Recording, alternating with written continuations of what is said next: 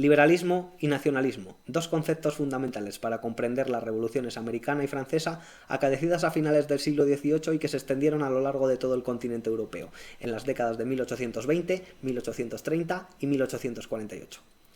Estas oleadas revolucionarias, las del siglo XIX, surgieron como respuesta a los intentos por restaurar el antiguo régimen por parte de la Europa absolutista, un sistema que había quedado extinto tras la Revolución Francesa.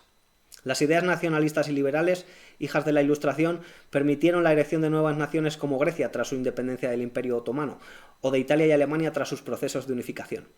Hablaremos de todo esto y mucho más hoy aquí, en Estudiante de Ciencias Sociales. ¡No te lo pierdas!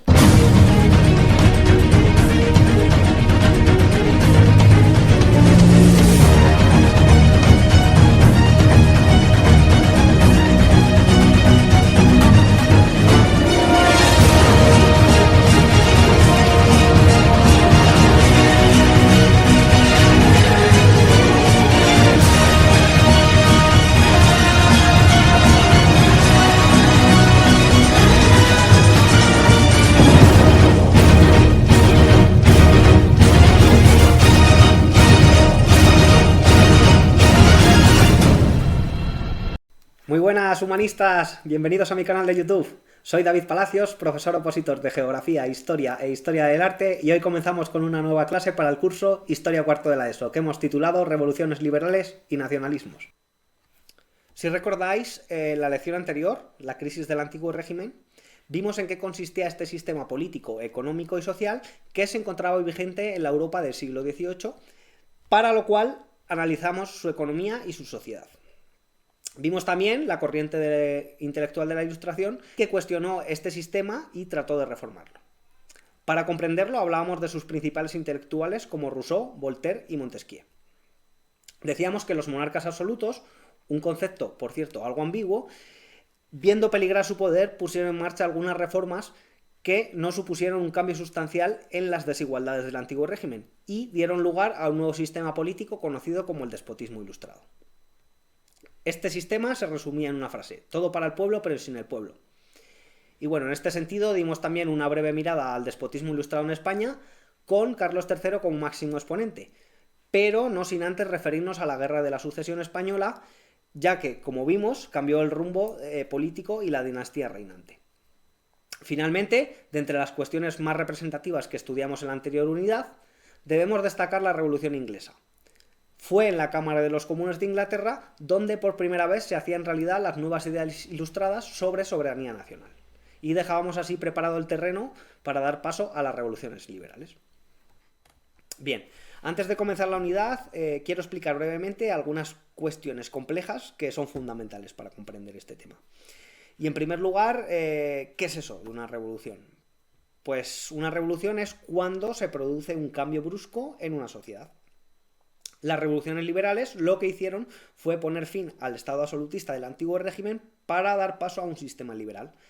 Lo que pasó es que se cambió por completo la estructura de la sociedad.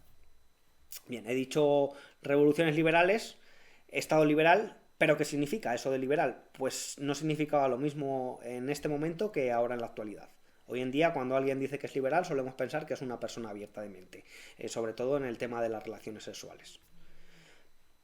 El liberalismo de nuestras revoluciones es fruto de las ideas ilustradas y tiene un plano político, otro económico y otro social.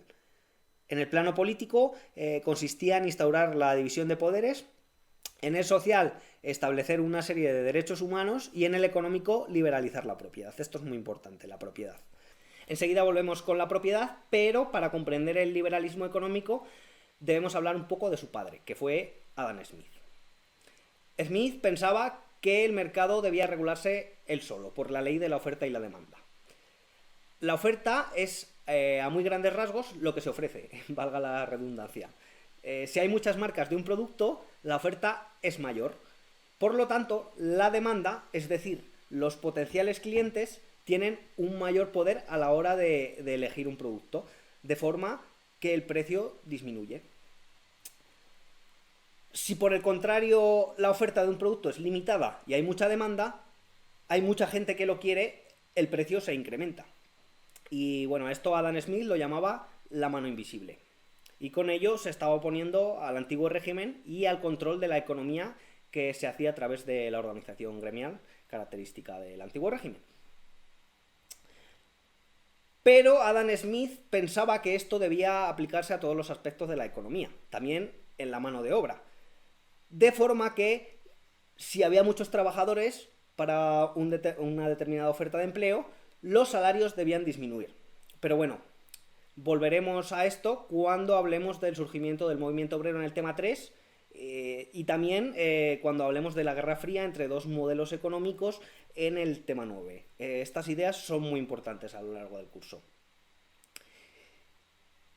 Y bueno, volviendo a la propiedad, que es lo que de momento nos interesa, debemos recordar lo que dije en la anterior unidad sobre la sociedad del antiguo régimen y cómo se estructuraba la propiedad. Decía que los grandes propietarios eran la nobleza y el clero, grandes latifundistas, y el liberalismo económico lo que pretendía era liberalizar las tierras para que todo el mundo pudiera acceder a ellas, aunque veremos que no todo el mundo pudo acceder a las tierras.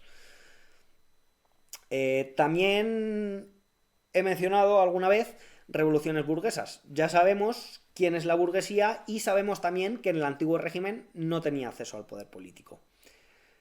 Fue la burguesía la que promovió las revoluciones pensando en su propio beneficio y no tanto en el bienestar del pueblo, como señaló posteriormente la propaganda revolucionaria burguesa.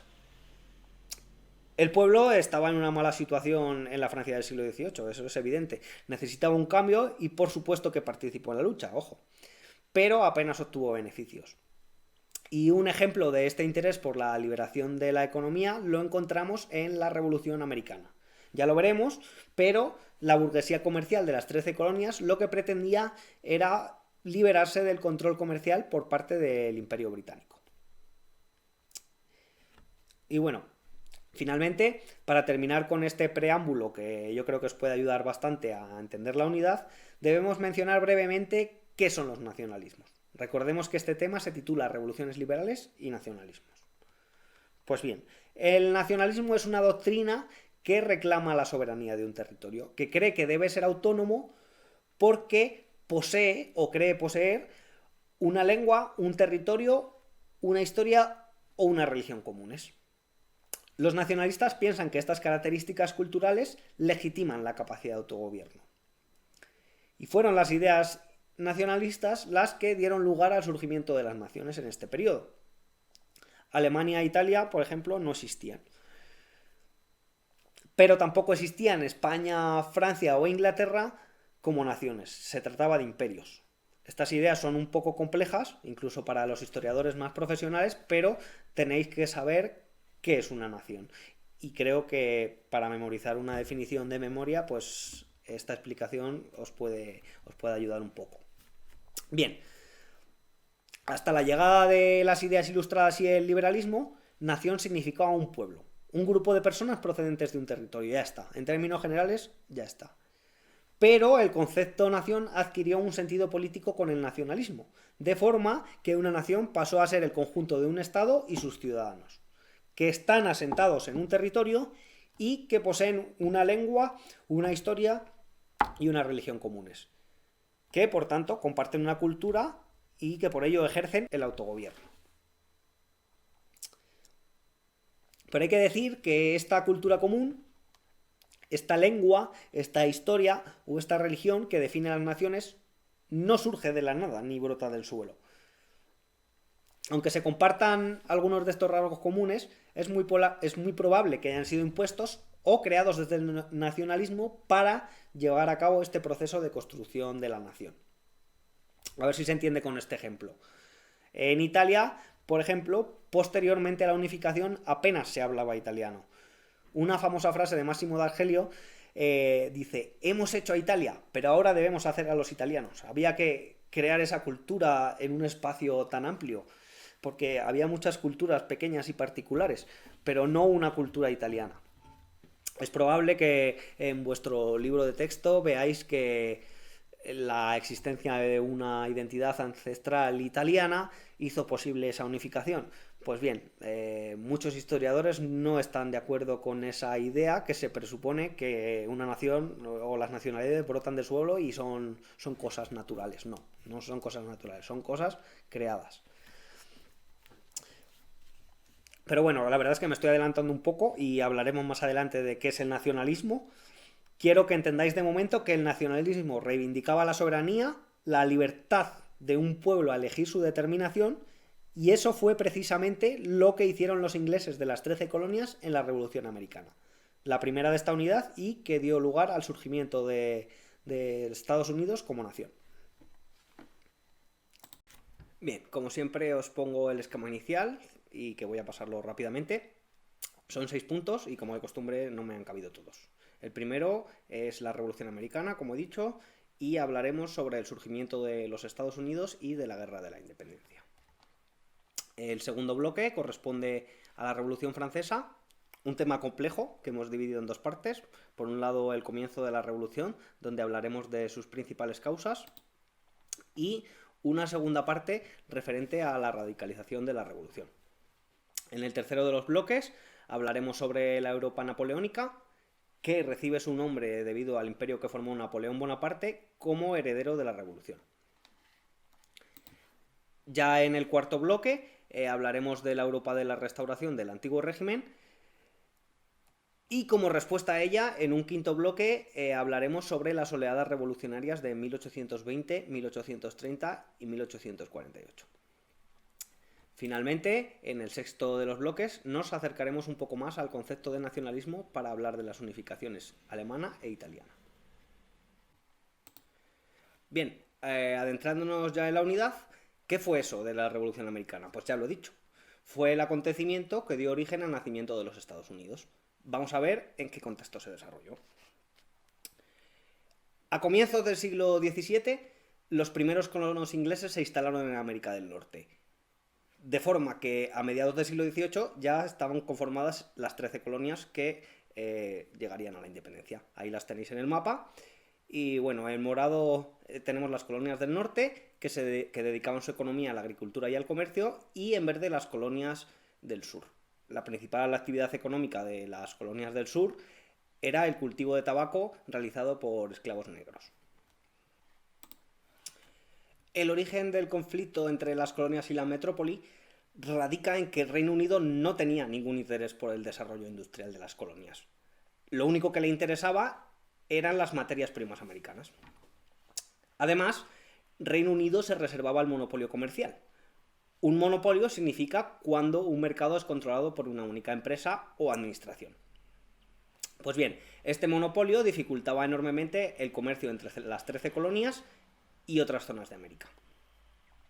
El problema entre la metrópoli y las colonias era, por tanto, de carácter económico, ya que las colonias veían en la metrópoli una barrera para su desarrollo. Bien, otro de los problemas relacionados con la economía fueron los impuestos. Aunque las colonias debían pagarlos, rara vez lo hacían. Y evidentemente, pues estaban bajo la autoridad real, pero los colonos tenían unas asambleas con cierta autonomía. Las asambleas no pagaban impuestos a la metrópoli, alegando que no tenían representación en el Parlamento.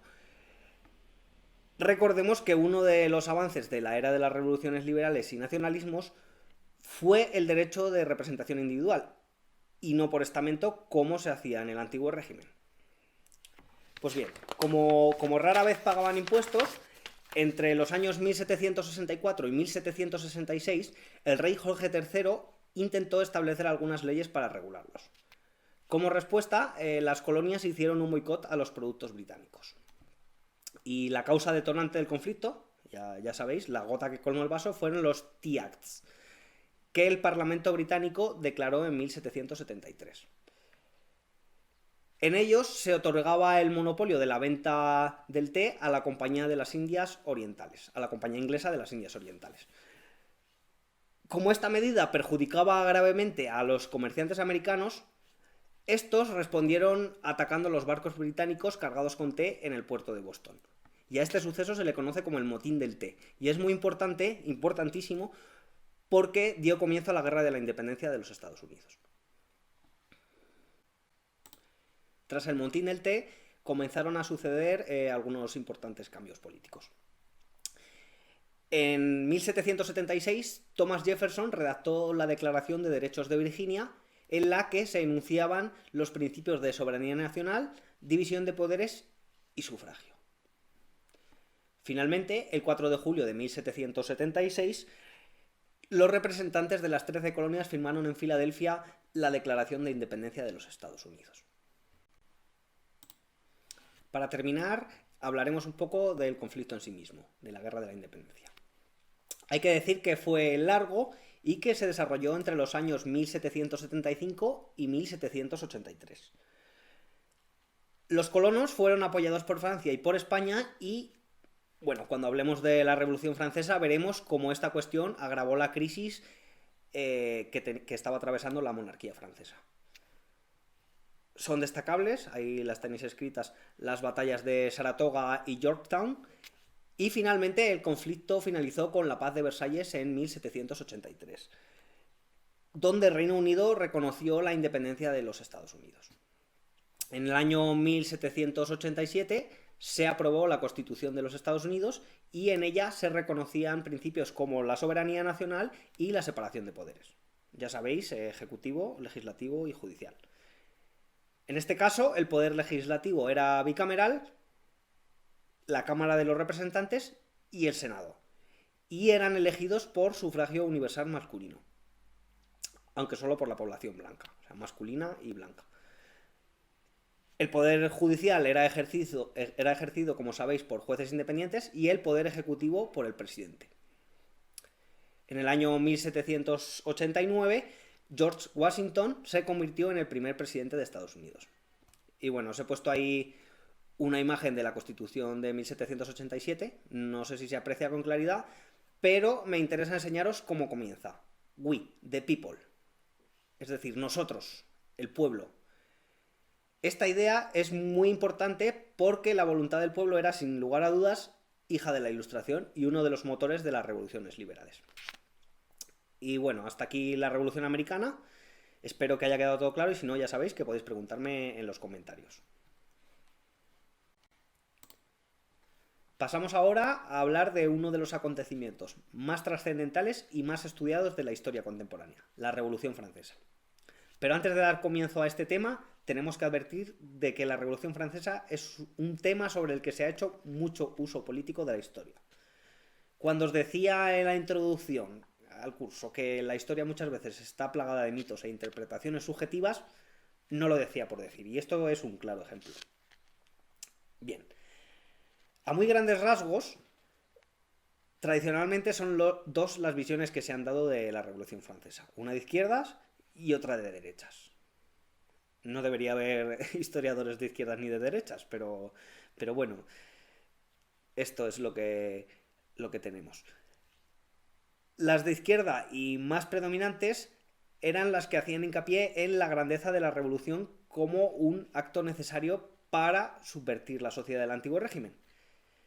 Hablaban de un pueblo sometido que se alzó contra los estamentos opresores.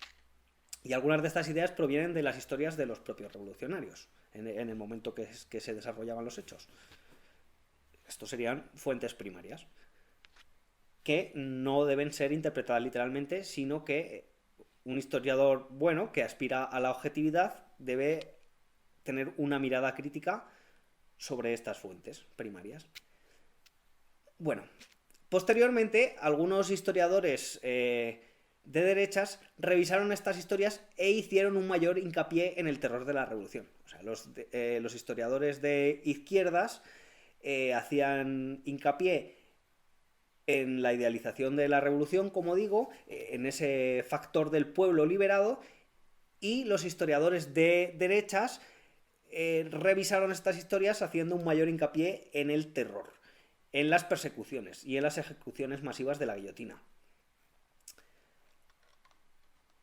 Ambas partes poseen algo de razón, pero esto no es universal y todavía hoy es fruto de intensos debates entre los historiadores. Pero lo cierto es que en la Francia de finales del siglo XVIII, en armonía con estas primeras ideas revolucionarias, con estos historiadores de izquierda, la situación del pueblo era insostenible. El precio de la harina hizo inaccesible el pan, que era prácticamente el único sustento de los franceses.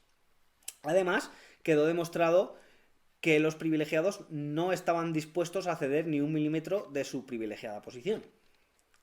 Cuando hablemos de marxismo, veremos como para Marx la Revolución Francesa fue una revolución burguesa y no del pueblo, y también acertaba con ello, pero bueno, del marxismo ya hablaremos en el tema 3. Sí que hablaremos un poco en este tema de cómo la población no accedió a esos privilegios que se estaban, a esos derechos que se estaban alcanzando con la revolución, sino que la mayor beneficiada fue la burguesía. Bueno, por otra parte, es innegable que el terror se materializó en la figura de Robespierre. O sea, hubo un terror y Robespierre hizo de la revolución una auténtica religión de Estado. Muchas veces la manipulación e interpretación subjetiva no es inventarse cosas, sino dar una mayor importancia a unos elementos o a otros. Pues bueno, esto lo vamos a ver enseguida, pero va en línea de lo que estoy comentando. Pues unos historiadores dan mayor importancia al terror y otros a la revolución del pueblo. Pero a pesar de estas diversas interpretaciones, para nuestra suerte, actualmente hay historiadores críticos que tratan de esclarecer estos mitos a través de las fuentes, al margen de sus ideas políticas. Eso es lo que debe hacer un buen historiador. Y eso es verdaderamente la historia.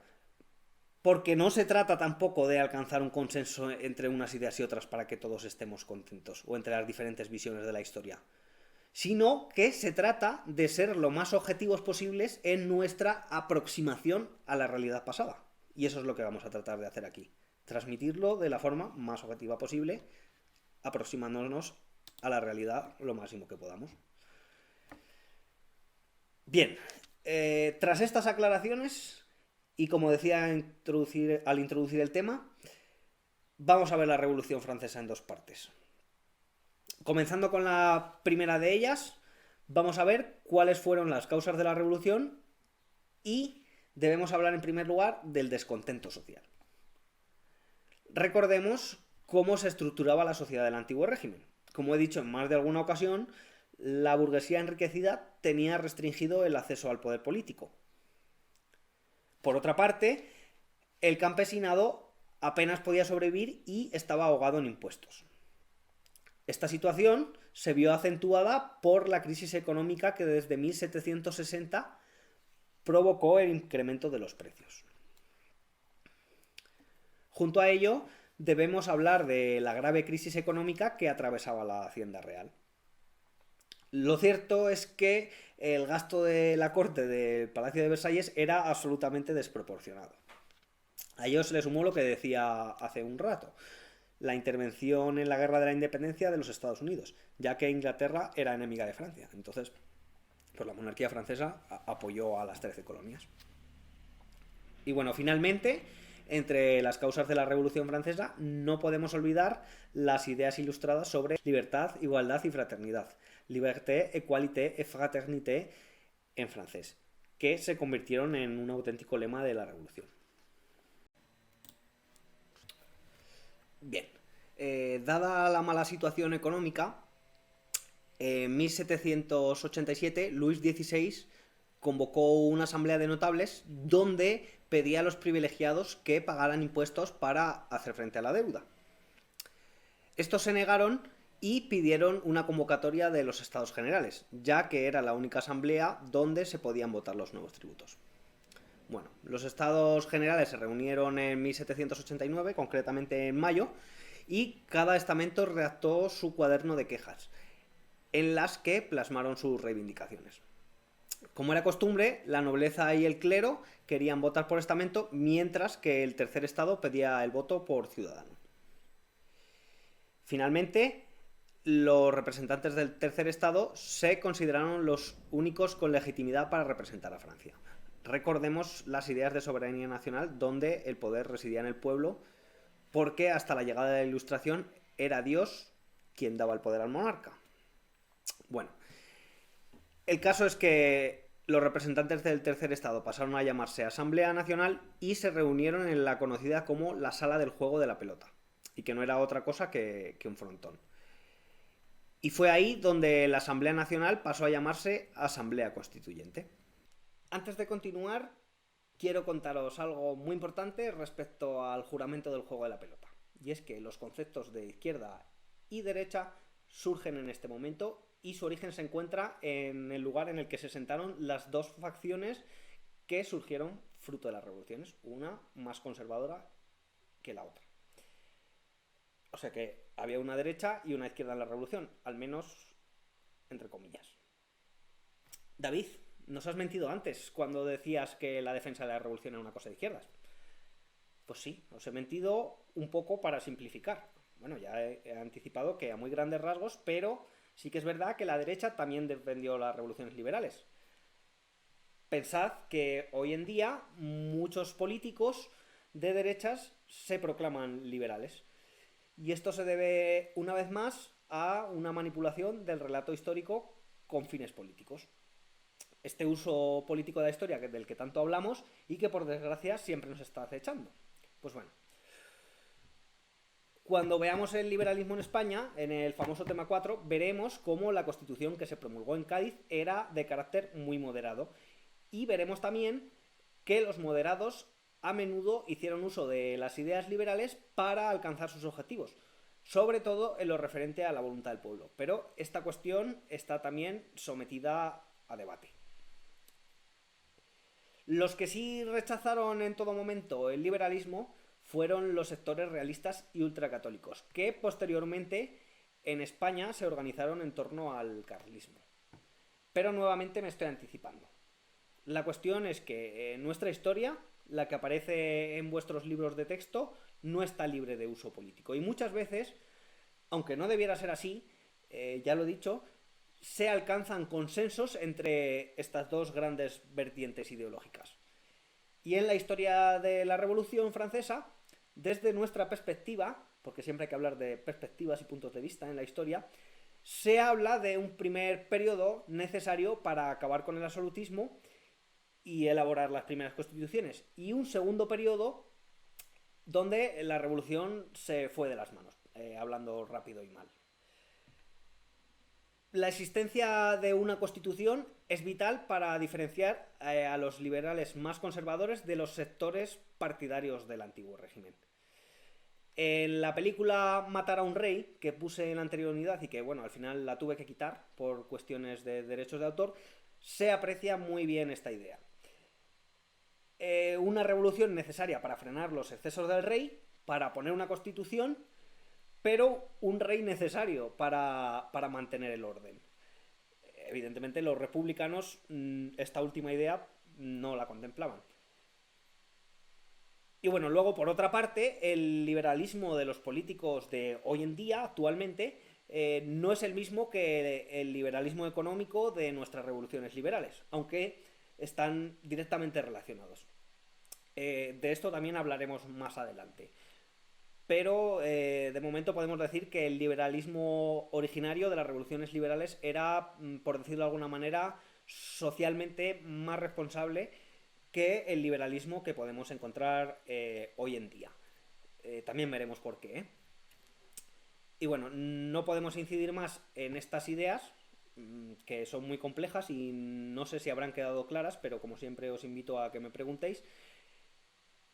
Y bueno, en resumen, que me estoy yendo por las ramas, en nuestro juramento del juego de la pelota había dos vertientes ideológicas ya. Tenéis que saber, sobre todo, que, como digo siempre, que el relato histórico viene deformado por los intereses políticos y que esto dificulta muchísimo a los historiadores, a aquellos historiadores que son críticos y para los que prima la historia antes que sus ideas políticas, les resulta muy complejo investigar qué es lo que realmente sucedió. Así que vosotros lo que tenéis que hacer es adoptar siempre una actitud crítica ante la historia. Hay que ver quién escribe y con qué interés. Un acontecimiento que definió la Revolución Francesa: el asalto a la cárcel de la Bastilla, que es una fortaleza medieval que simbolizaba el absolutismo. Este suceso es muy importante porque fue seleccionado por los historiadores para delimitar el comienzo de la Revolución Francesa y, bueno, como comentaba en la introducción, también se utiliza para separar la historia moderna de la historia contemporánea. Mientras tanto, estallaron revueltas en las zonas rurales, donde los campesinos atacaron los castillos de los nobles y quemaron los títulos de la propiedad de sus señores. Y a este suceso se le conoce como el Gran Miedo. El 4 de agosto de ese mismo año, la Asamblea Constituyente abolió los derechos feudales. Recordemos un poco lo que es el feudalismo. El feudalismo era el pacto entre un señor feudal y su vasallo, que pagaba un tributo a cambio de protección y el usufructo de la tierra. Bueno, pues tras abolir el régimen feudal, la Asamblea Constituyente aprobó la Declaración de los Derechos del Hombre y el Ciudadano. Fijaos que todas estas revoluciones tienen algo en común, y es una promulgación de derechos. En la francesa se veían representadas las libertades personales como la igualdad ante la ley y el derecho a la propiedad. Fijaos, del hombre y del ciudadano, no de la mujer. Así que es muy importante señalar que el 5 de septiembre de 1791, Olimpia de Gouges hacía pública la Declaración de Derechos de la Mujer y de la Ciudadana. Fue guillotinada. Y bueno, habían transcurrido 2 días desde la promulgación de la Constitución francesa de 1791, donde solo se reconocía el sufragio de los varones. La respuesta fue esta declaración, como digo, de derechos de la mujer y la ciudadana, con la repercusión de ser ejecutada por ello. Bueno, a pesar de lo primitiva de la Constitución francesa, debemos hablar de ella porque fue la primera en Francia. La situación aquí es muy similar a la Inglaterra de Carlos de Estuardo, que hablábamos en el tema anterior. Como hemos visto, fue prisionero de los revolucionarios y se le obligó a satisfacer sus demandas hasta finalmente ser ejecutado. Pues algo muy similar sucedió en Francia. Lo que pasó en Francia es que Luis XVI y María Antonieta estaban en el Palacio de Versalles, que estaba a las afueras de París, algo que ya de por sí estaba muy mal visto por el pueblo parisino. Pero no era ese el único motivo para odiar a los jóvenes reyes. El gasto era, como he dicho antes, desorbitado, y María Antonieta se había convertido en símbolo del derroche, con sus vestidos y peinados algo estrambóticos. Ahí os he puesto algunos, aunque no todas las imágenes se corresponden con María Antonieta, pero bueno, son peinados característicos de la época muy similares. Bueno, además de este descontento, el pueblo de París no tenía mucho aprecio a la pareja de jóvenes monarcas porque no habían sido capaces de dar un heredero al trono francés. Y bueno, os cuento una curiosidad para que os quedéis con ello, y es que era muy conocida la afición de Luis XVI a las cerraduras, por lo que había algunas canciones de mofa en las que se hablaba de Luis el cerrajero que no atinaba la llave, pero bueno, lo que realmente le pasaba es que padecía de fimosis y entonces pues tenía dolor al mantener relaciones y no quería. Y bueno, en resumen, había motivos de sobra para que el pueblo odiara a los reyes, y el incremento del precio de la harina fue la causa detonante. De forma que una masa de mujeres, esto es muy importante, armadas y enfurecidas, bueno, eran mujeres porque eran las principales afectadas, saquearon la harina del palacio y se obligó a los reyes a instalarse en el Palacio de las Tullerías, que estaba situado en el mismo París, porque creían que teniéndolos cerca responderían a sus demandas. Y fue en este contexto en el que se desarrolló la primera Constitución francesa de 1791. La primera Constitución francesa era, por tanto, una monarquía parlamentaria. La guillotina llegó más tarde. Os he puesto ahí un pequeño esquema de cómo funcionaba. Y bueno, además de la monarquía parlamentaria como forma de gobierno, la Constitución reconocía la soberanía nacional y los derechos fundamentales de los ciudadanos. Se establecía además la división de poderes, como no podía ser de otra forma, y su distribución era la siguiente. El poder legislativo lo ejercía la Asamblea, el ejecutivo el rey y el judicial los tribunales. Pero era una división en cierto modo teórica, porque el rey se reservaba el derecho al veto. O sea, que podía vetar las leyes. Y esto es muy importante porque es una característica precisamente de esta Constitución francesa. Y bueno, finalmente, entre los principios de esta Constitución estaba el sufragio censitario, Y esto significa restringido, ya que en este caso solo podían votar los mayores de 25 años, como decía antes. Y bueno, damos paso ya a la última etapa en estos primeros momentos revolucionarios, la Asamblea Legislativa, que tuvo lugar entre 1791 y 1792. Bien. Tras las elecciones de octubre de 1791 se constituyó la Asamblea Legislativa. Y esta tuvo que hacer frente a la nobleza y al clero, ya que, al perder muchos de sus privilegios, comenzaron a conspirar contra la revolución desde el exterior. La monarquía prisionera también conspiraba contra la revolución e incluso trataron de escapar, pero finalmente fueron capturados. También el resto de monarquías europeas se sintieron amenazadas por estas ideas revolucionarias, por lo que en 1792 Austria y Prusia declararon la guerra a Francia. Los revolucionarios estaban formados por dos grupos, los girondinos y los jacobinos. Estos últimos eran los más radicales. Los jacobinos fueron apoyados por los sans-culottes, un grupo que debía su nombre a su indumentaria característica, ya que portaban pantalón largo de trabajo en lugar de los pantalones cortos característicos de la nobleza.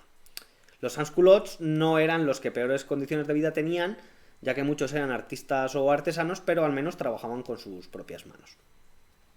Y bueno, finalmente se culpó al rey de conspirar contra la revolución en este periodo y tras las primeras derrotas de la guerra contra las potencias europeas, de forma que en agosto de 1792 se produjo el asalto al Palacio de las Tullerías. Recordemos que habían cambiado de Versalles a las Tullerías desde que las mujeres fueron allí a robar la harina y a protestar. Y Luis XVI finalmente fue destituido por la Asamblea. Bien, a partir de este momento comenzó la radicalización de la revolución. La revuelta en el Palacio de las Tullerías forzó unas nuevas elecciones de las que nació una nueva asamblea, que se llamó la Convención Nacional. Pues bien, la primera actuación de la Convención Nacional fue abolir la monarquía e instaurar una república. Juzgó a Luis XVI y lo ejecutó en la guillotina. En este contexto se desarrolló la primera coalición contra Francia y se produjo un levantamiento realista y ultracatólico en la región francesa de la Vendée. Y bueno, parece evidente, pero hay que decir que entre 1792 y 1793 el grupo con más fuerza en la convención fueron los girondinos, de ahí el nombre de esta fase, como podéis apreciar en la diapositiva. Debido al temor de que la revolución fuera finalmente sofocada, los sans-culottes, dirigidos por Robespierre, dieron un golpe de estado contra el gobierno girondino, lo que dio lugar a una nueva fase, la Convención Montañesa, que se desarrolló entre los años 1793 y 1794. Los jacobinos o montañeses aprobaron una constitución democrática, la del año 1793, que reconocía la soberanía popular y el sufragio universal masculino. Pero Robespierre asumió todos los poderes e instauró una dictadura. La figura de Robespierre es muy importante, como mencionaba antes. Y bueno, a este periodo se le conoce como el Terror y se caracterizó sobre todo porque se condenaron a muerte en la guillotina en torno a unas 50.000 personas, entre las que se encontraban líderes de todas las facciones políticas, pero también nobles o clérigos. Y por supuesto también se ejecutó a la reina María Antonieta, que como decía antes, pues no se le tenía mucho cariño. Y bueno, entre las medidas llevadas a cabo por Robespierre, trató de hacer frente a la crisis económica mediante el establecimiento de unos precios máximos en los artículos de primera necesidad. Se limitaron también los salarios, lo que originó un enfrentamiento con los sans-culottes. También se instauró un nuevo calendario, esto es muy importante porque se pretendía romper con el pasado del antiguo régimen y el calendario era cristiano, como el mismo que tenemos ahora mismo. Pero no solo eso, sino que se llegó incluso a crear una auténtica religión de Estado. Marat, por ejemplo, fue convertido en mártir tras ser asesinado, e incluso algunas personas le rezaban. Marat era un líder jacobino que elaboraba listas de sospechosos para posteriormente ser ejecutados en la guillotina. Mirad, os he puesto ahí una imagen suya seguro que os suena porque últimamente ronda mucho por las redes sociales, pero yo quiero que os fijéis en cómo está representado. Parece Jesucristo tras ser bajado de la cruz y va en la línea de esta nueva religión de Estado que se estaba creando. Bueno, continuando con esta fase, pronto empezaron a correr noticias de que el incorruptible, que es así como llamaban a Robespierre, se había vuelto completamente loco, así que poco a poco Robespierre fue perdiendo apoyos hasta que finalmente en julio de 1794 fue ejecutado en la guillotina y se puso fin al periodo del terror. Y con la ejecución de Robespierre finalizamos la fase de la Convención Montañesa y damos paso a la última fase de la Revolución, denominada el Directorio. El nuevo gobierno moderado aprobó la Constitución de 1795 o Constitución del año 3, según el nuevo calendario revolucionario. Las características de esta Constitución eran la soberanía nacional, el sufragio censitario y la separación de poderes, como siempre. Pero en este caso el Ejecutivo era ejercido por dos cámaras, una el Consejo de los 500 y la otra el Consejo de los Ancianos. Y en el Poder Ejecutivo estaba a cargo de un directorio de 5 miembros, de ahí el nombre de esta etapa. Y bueno, finalmente el Poder Judicial, como siempre, ejercido por tribunales independientes. Tranquilidad, no os preocupéis, que ya sé que esto de las constituciones es un poco lioso, así que os he puesto al final un cuadro donde salen las 3 constituciones francesas, para que podáis compararla de un vistazo.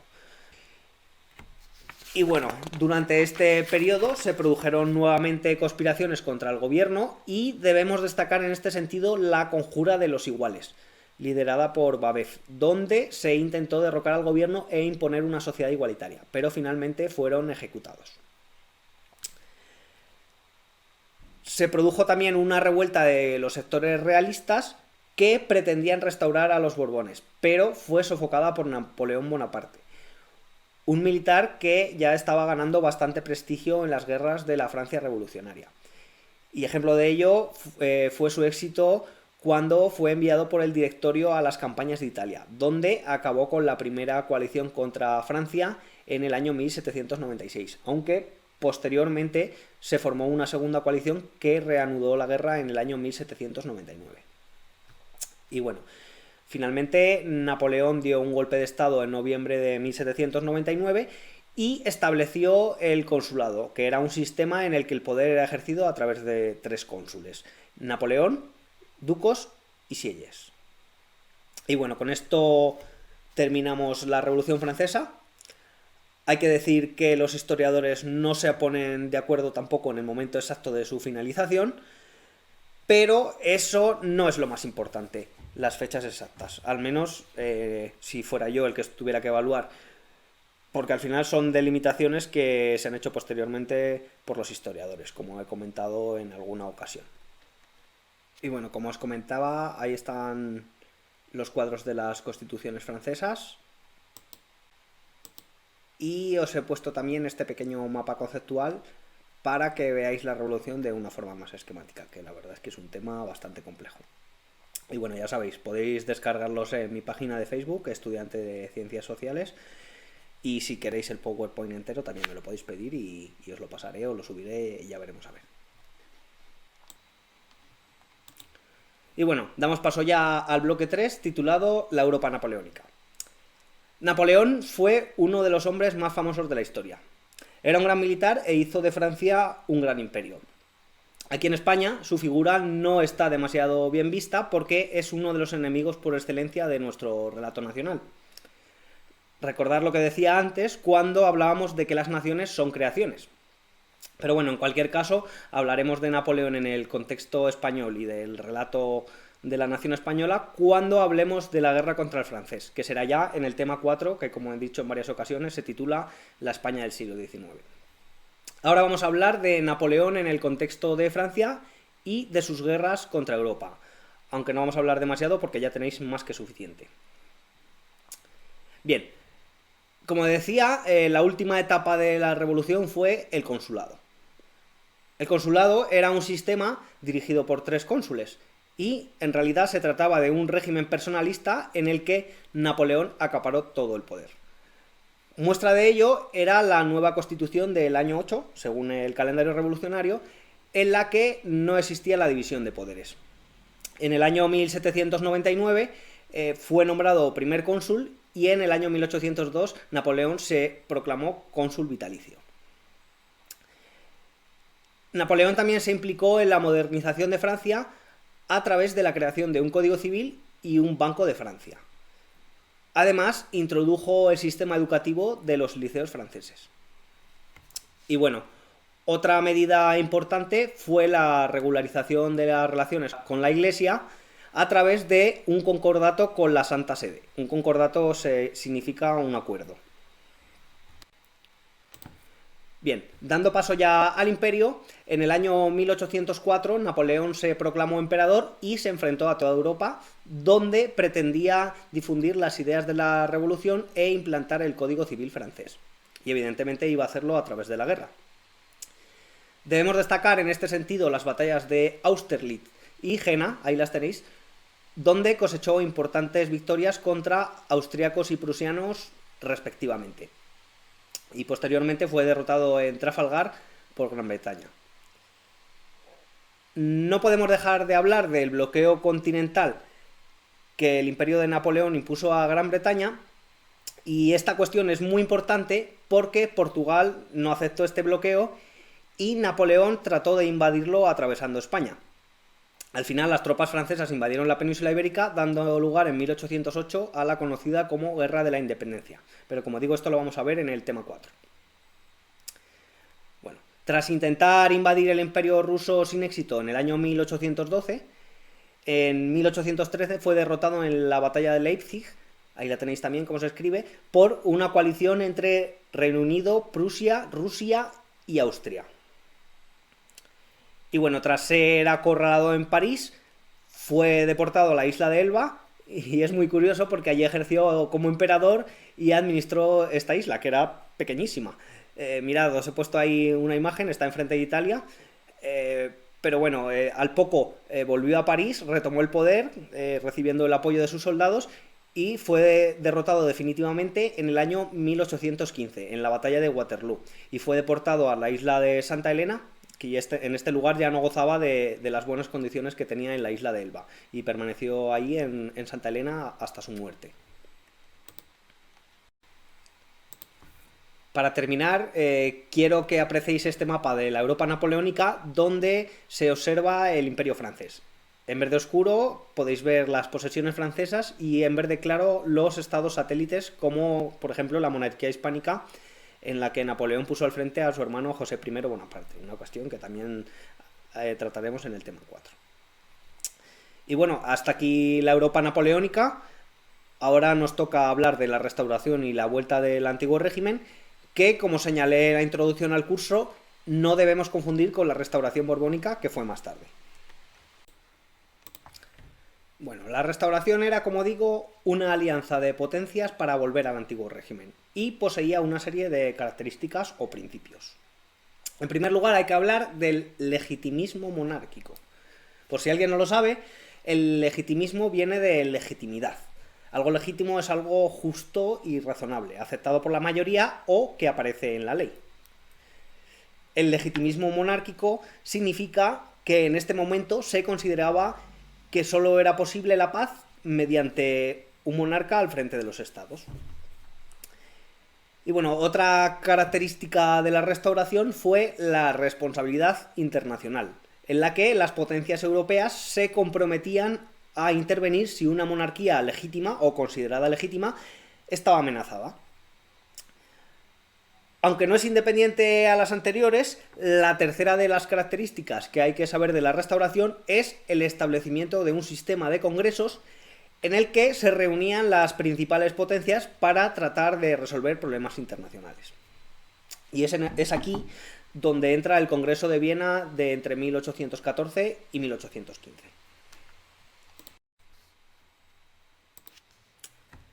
Las principales potencias europeas se reunieron pues en el Congreso de Viena bajo la presidencia de Metternich. Y bien, como digo, pretendían restablecer el antiguo régimen y evitar nuevas revoluciones que acabaran con este sistema. Tras el Congreso de Viena se remodeló el mapa europeo de forma que Francia volvió a las fronteras anteriores de la Revolución y también se crearon algunos estados tapón en torno a Francia, de forma que Holanda adquirió Bélgica y Piamonte recibió Saboya y Génova. No os preocupéis, que al final os he puesto un mapa para que cada uno lo mire el tiempo que considere necesario. Y bueno, finalmente Austria, Rusia y Prusia se repartieron los territorios de manera equilibrada. El nuevo orden de la geografía europea originó nuevos problemas, como por ejemplo la unión de Noruega y Suecia, y nos resolvió algunos problemas nacionalistas como el polaco. Quiero que os fijéis bien en esta imagen porque ilustra muy bien el Congreso de Viena. Aparecen ahí representados los principales líderes de las potencias europeas repartiéndose los distintos territorios. Para terminar con la restauración, hay que hablar de las alianzas internacionales que se formaron. A través de este sistema de alianzas, las potencias europeas pretendían consolidar la restauración del antiguo régimen. Y bueno, debemos hablar en primer lugar de la Santa Alianza, que estaba integrada por Prusia, Rusia y Austria, y era de carácter antiliberal, es decir, rechazaba el liberalismo y defendía el absolutismo. Además, reconocían el origen divino de los reyes y se comprometían a intervenir donde el absolutismo corriera peligro. Se formó también una cuádruple alianza que estaba formada por las potencias de la anterior, además de Reino Unido, y a partir de 1818 pasó a llamarse quíntuple alianza, ya que se incorporó Francia. Y bueno, el objetivo de esta alianza era que los países se comprometían a mantener en el trono a Luis XVIII de Francia y a respetar el orden territorial que se había acordado en el Congreso de Viena. Y bueno, ahí tenéis el mapa que comentaba al principio, ya sabéis, cada uno que pause, que lo mire el tiempo que considere necesario. Y si lo queréis, pues ya sabéis que está como el resto de fichas en mi página de Facebook, Estudiante de Ciencias Sociales. Bien, la restauración ni evitó nuevas revoluciones ni preservó el orden establecido. La consecuencia inmediata fue una serie de oleadas revolucionarias que se extendieron a lo largo de todo el mapa europeo y que tuvieron lugar en las décadas de 1820, 1830 y 1848. Entre las principales causas de las oleadas revolucionarias podemos diferenciar dos: la afirmación de los sentimientos nacionalistas y la defensa del liberalismo. Bien, liberalismo y nacionalismo, dos conceptos con los que comenzamos la clase y que no resultan nada sencillos de entender ni tampoco de explicar. Así que vamos allá. Como decía al principio de la clase, el nacionalismo es una doctrina que reivindica un gobierno y lo hace porque comparte o cree compartir una serie de características culturales, es decir, una lengua, una religión y una historia comunes. Pero no solo eso, porque hay naciones que integran culturas o lenguas diferentes. En este momento, lo más importante de todos los factores que conforman una nación es la voluntad de un pueblo de querer pertenecer a una nación.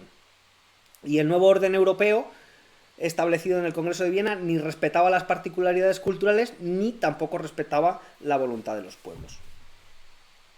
Pues bien, durante las oleadas revolucionarias que acaecieron en la Europa del siglo XIX, surgieron movimientos revolucionarios que buscaban su independencia.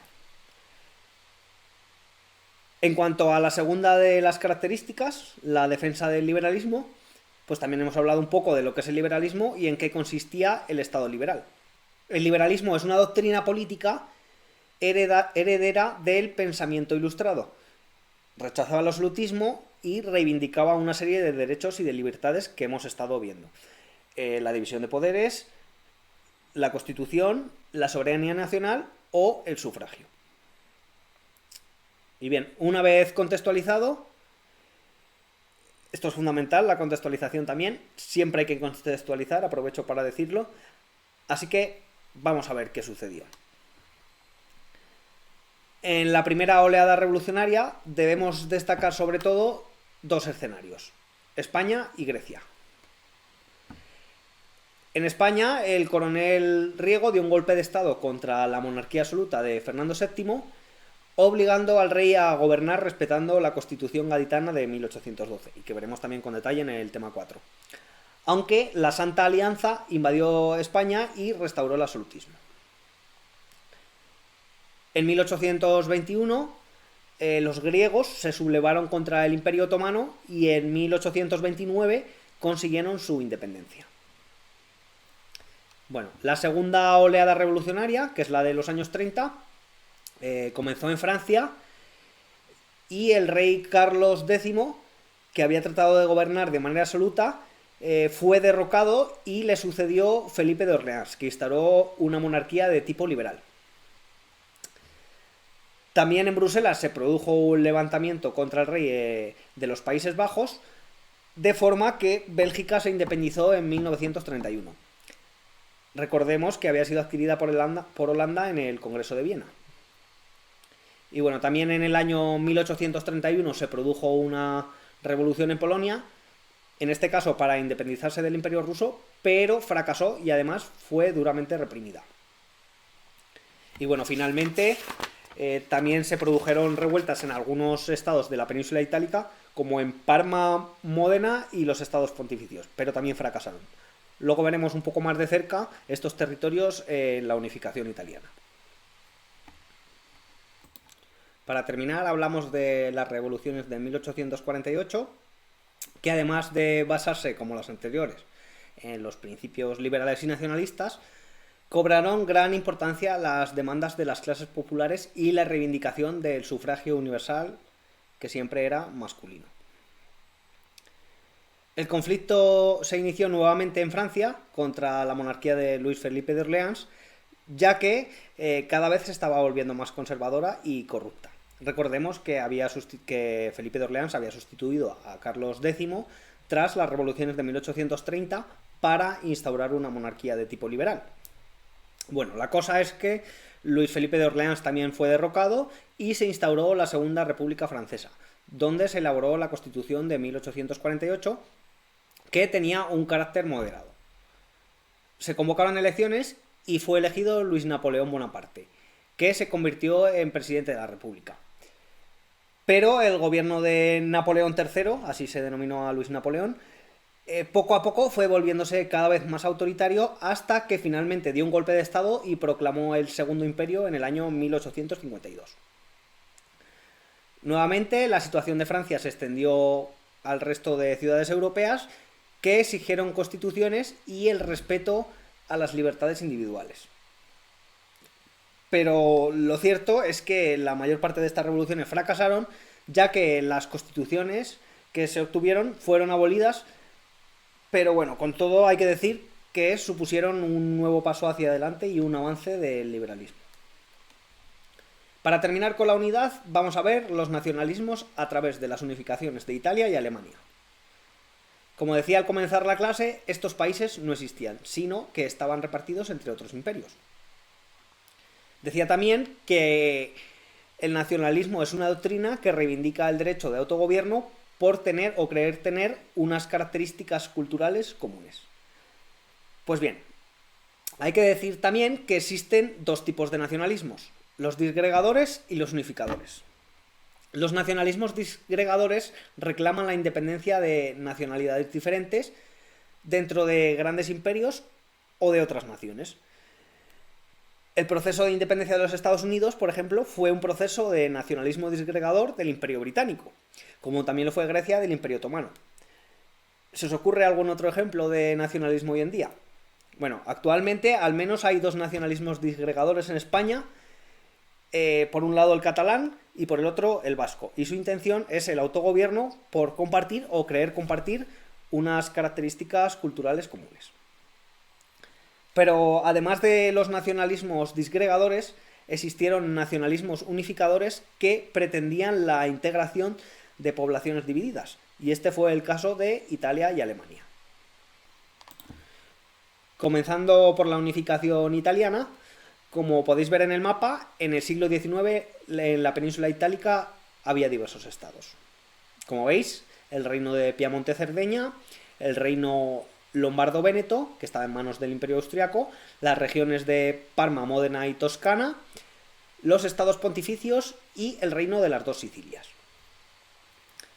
El proceso de unificación fue encabezado por el reino de Piamonte, y sus figuras más destacadas fueron el rey piamontés Víctor Manuel II, su primer ministro Cavour y el revolucionario Garibaldi. Garibaldi se convirtió en un héroe para los italianos, que eran afines a la unificación, de forma que actualmente el país está lleno de calles, esculturas y galerías con su nombre.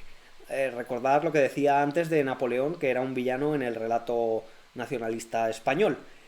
Cuando se crean las identidades, cuando se crean las naciones, siempre hay héroes y villanos. Y Garibaldi era un héroe y es en el relato nacional italiano. Y bueno, como curiosidad, el gran compositor Giuseppe Verdi se convirtió en un símbolo de la unificación. En la década de 1840, Milán estaba bajo dominio austriaco y las calles se llenaron de pintadas donde decía ¡Viva Verdi! Pero en realidad no se estaban refiriendo al compositor, sino que realmente lo que estaban diciendo era ¡Viva Vittorio Emanuele, re d'Italia! De una forma oculta para no ser atacados por ello. Y bueno, adentrándonos ya en el proceso de unificación, hay que decir que se realizó en 4 fases, que os las he puesto ahí de la forma más esquemática posible. En la primera fase, de 1859, el ministro Cavour consiguió el apoyo de Francia a cambio de que se le entregase Saboya y Niza. El ejército franco-piamontés derrotó a los austriacos, que entregaron Lombardía a Piamonte. En la segunda fase, desarrollada entre 1860 y 1861, se produjo una expedición de los camisas rojas de Garibaldi, que se apoderaron de Nápoles y de Sicilia, integrando a Piamonte los estados del sur. Además, se celebró en Turín el primer parlamento italiano, en el que Víctor Manuel II fue proclamado rey de Italia. En 1866, Piamonte ayudó a Prusia en la guerra contra Austria y a cambio se anexionó Venecia. Y finalmente los piamonteses ocuparon Roma, aprovechando que los franceses se habían retirado para combatir en la guerra franco-prusiana. El Papa no reconoció esta ocupación, pero de igual modo Roma se convirtió en la capital de Italia. Y bueno, ya tenemos Italia, ya tenemos Italia. Pero no todas las personas que habitaban en este nuevo territorio hablaban italiano ni tampoco se sentían como tales. Ahora había que hacer a los italianos, y una buena forma de hacerlo era escribiendo una historia común. Este mismo proceso de unificación ellos lo denominan il Risorgimento. Y esto es muy típico de los nacionalismos, un resurgimiento, una vuelta a un estado de unión previo que no existía. La existencia de un pueblo ancestral que había sido eclipsado por otro pueblo. Y esto tiene un claro componente mitológico. Si, por ejemplo, miramos en el nacionalismo español, encontramos cosas como la reconquista de los reyes católicos, que devolvieron esa unidad. Esto también es un mito, no lo vemos en este curso, pero también es un mito, esa vuelta a esa unidad que los musulmanes nos arrebataron. También en el nacionalismo catalán se habla de la Renaixença. Y bueno, esto no lo tenéis que saber, simplemente son ejemplos comparativos, pero que sepáis que el Risorgimento de Italia, esa unificación, tiene muchos componentes míticos, como suele pasar en la historia y más en las historias nacionales. Pero bueno, dejamos de lado estas complejas ideas, que espero que os ayuden a comprender lo que es el nacionalismo y no a memorizarlo, y en qué consisten los procesos unificadores.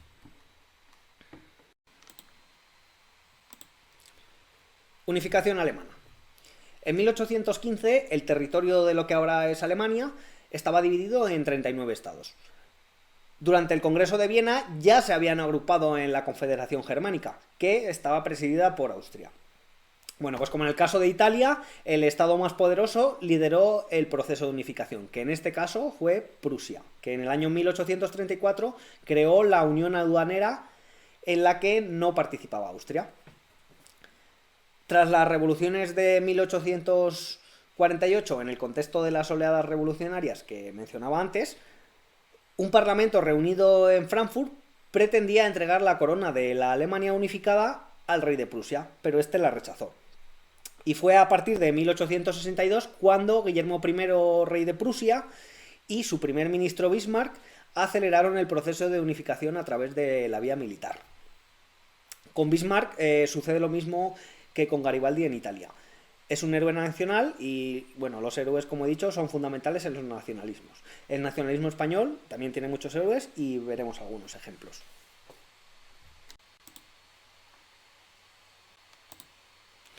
Bien, terminamos el tema con las fases de la unificación alemana, que son 3. En 1864 tuvo lugar la primera de ellas, en la que Prusia se anexionó 2 ducados que pertenecían a Dinamarca, y se aprovechó de que atravesaban un problema sucesorio.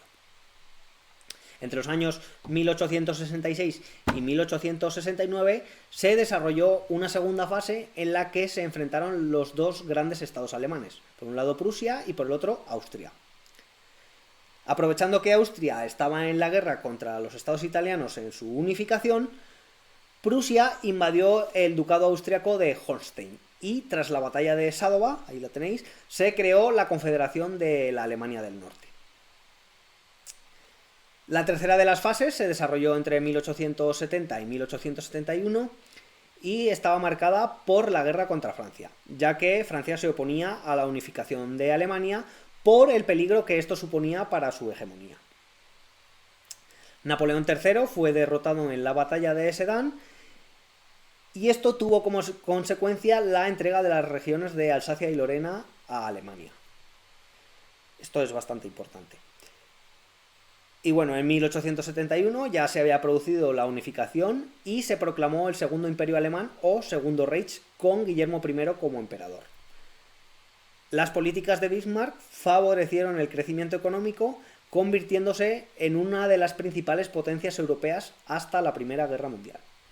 Y bueno, hasta aquí la clase de hoy. Espero que os haya gustado. Si es así, no olvidéis suscribiros y darle like y nos vemos en una próxima clase de estudiante de Ciencias Sociales para el curso Historia Cuarto de la ESO, en la que abordaremos la unidad 3, referente a la Revolución Industrial y los movimientos sociales. ¡Hasta pronto!